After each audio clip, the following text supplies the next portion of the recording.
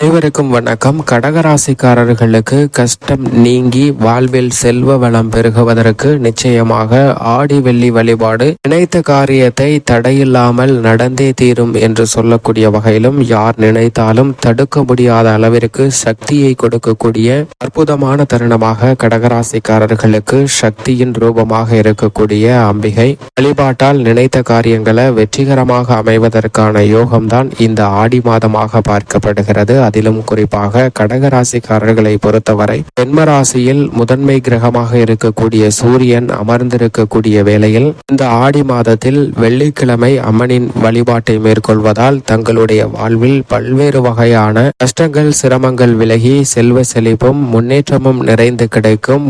துன்பங்கள் ஓடக்கூடிய ஒரு தருணமாகவும் நினைத்த காரியங்கள்ல கோடி வளர்ச்சியும் நன்மையும் நிறைந்து கிடைப்பதற்கான வாய்ப்பு உருவாகும். வீடு தேடி பல்வேறு வகையான நன்மை நிறைந்த செய்திகளை முறையாக பெறுவதற்கான யோகமும் இந்த வழிபாட்டால் நிறைந்து கிடைக்கிறதுங்க கடகராசிக்காரர்களுக்கு.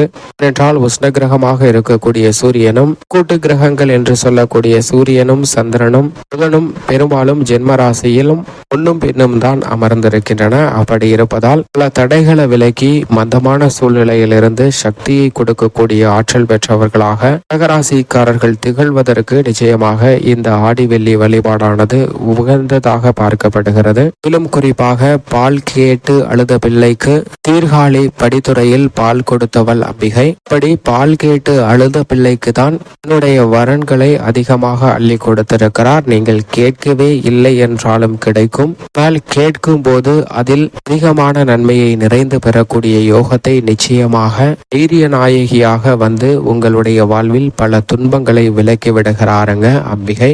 என்றால் சக்தி ஆற்றல் இருந்தால் மட்டும்தான் எந்த காரியத்தையும் செய்ய முடியும். அப்படிப்பட்ட சக்தியின் அனுகிரகம் இருக்கும்போது தங்களுடைய வாழ்வில் நம்பிக்கை பிறக்கும். மனபலமும் இறைபலமும் சேர்ந்து ஒன்றாக அமையும் போது அனைத்திலும் நிச்சயம் வெற்றி உண்டு என்பதில் சந்தேகமே இல்லை. சக்தியை சாந்த வடிவில் மீனாட்சி, காமாட்சி, விஷாலாட்சி என்ற பெயர்களிலும், அகங்கார வடிவில் மாரியம்மன், காளியம்மன் என்ற பெயர்களிலும் வழிபாடு செய்யக்கூடிய ஒரு சிறந்த மாதமாக இந்த ஆடி மாதம் பார்க்கப்படுகிறது. அப்படிப்பட்ட சக்தி 8 ரூபங்களில் அஷ்டலட்சுமியாக திகழ்கிறாருங்க. அவருடைய அனுகிரகம் இருந்தால் கடகராசிக்காரர்களுடைய வாழ்வில் மிக பெரிய அளவுல செல்வ வளம் நிறைந்து கிடைக்கும். பணமழையில் நனைவதற்கான யோகமும் நினைத்த காரியங்களில் வெற்றி நிறைந்து பெறுவதற்கான வழியும் நிச்சயமாக உருவாகும். அப்படிப்பட்ட சக்தி வாய்ந்த வழிபாட்டை கடகராசிக்காரர்கள் வெள்ளிக்கிழமை விரதம் இருந்து அருகாமையில் உள்ள அம்பிகை ஆலயம் சென்று வழிபாடு செய்யுங்கள். வீட்டிலும் இந்த பூஜையை மேற்கொண்டாலும் நல்ல பலன் நிறைந்து கிடைக்கும். விளக்கேற்றி குங்குமம் சந்தனம் பூச்சூடிய குடம் வைத்து தேங்காய் வெற்றிலை பாக்கு படைத்து